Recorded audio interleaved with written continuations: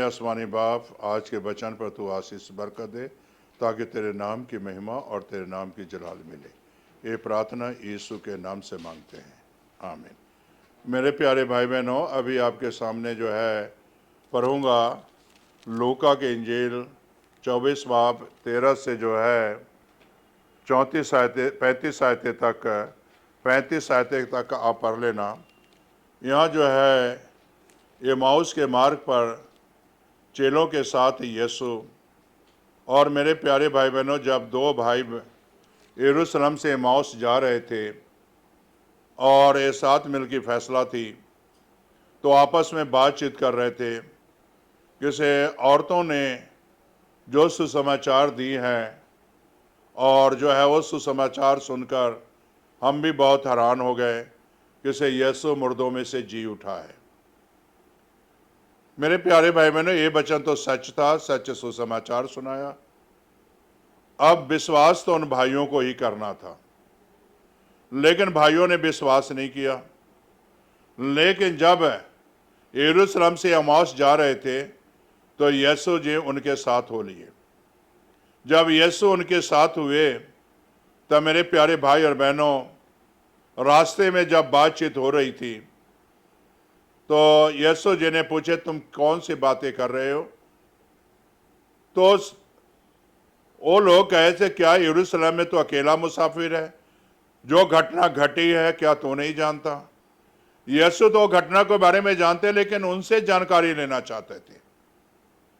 तब जो है उनके साथ यीशु जी हो लिए और यीशु जी ने वचन बताते रहे और उन दोनों भाइयों के अंदर एक बड़ी उत्तेजना पैदा होती थी।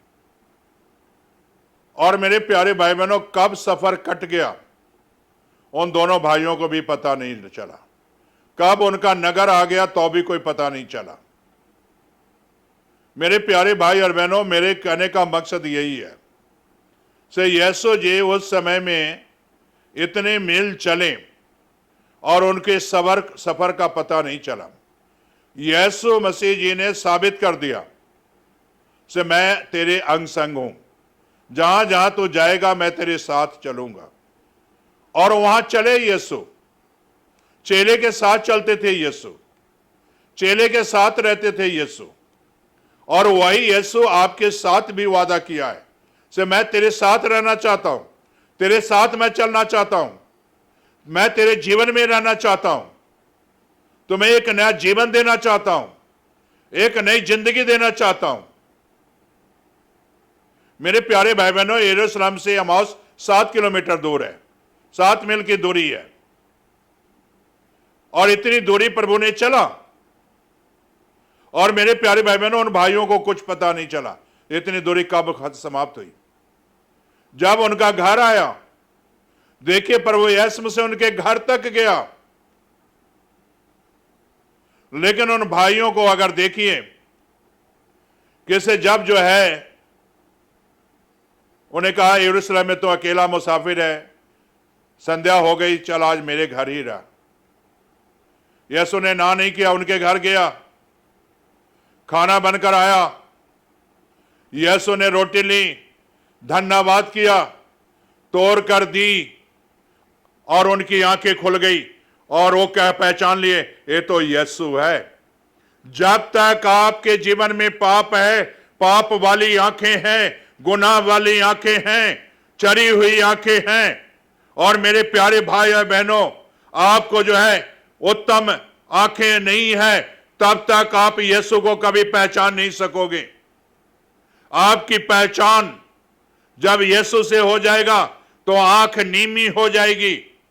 और मेरे प्यारे भाई बहनों, आज अपने से दूसरे को बेहतरीन समझोगे, अपने से अच्छा समझोगे, दूसरे को नीचा नहीं करोगे, अपने आप को ऊपर नहीं करोगे, बल्कि अपने आप को नीचा बनोगे।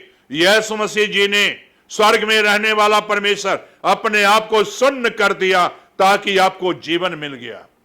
अब यहां देखिए, यरूशलेम से एमाउस तक प्रभु ने चले और मेरे प्यारे भाई बहनों, उस घर में उन भाइयों ने उतारा, रोटी ली, तोड़ा, धन्यवाद किया और उन्होंने पहचाना। उन आंखों पर एक पर्दा था और जब वो पर्दा हट गया तो यीशु को पहचान लिया। आज हम लोग के ऊपर पर्दा पड़ा हुआ है, उस पर्दे को हटाओ। मसीह कौम के ऊपर जो पर्दा पड़ा हुआ है वो पर्दा हटाओ और यीशु को ग्रहण करो। एक मेज के नीचे आओ, एक जगह पर आओ, और एक ही आपका प्रभु है, एक ही परमेश्वर है, एक ही प्याला है, एक ही यीशु है, और उसी की आप सुसमाचार सुना रहे हो।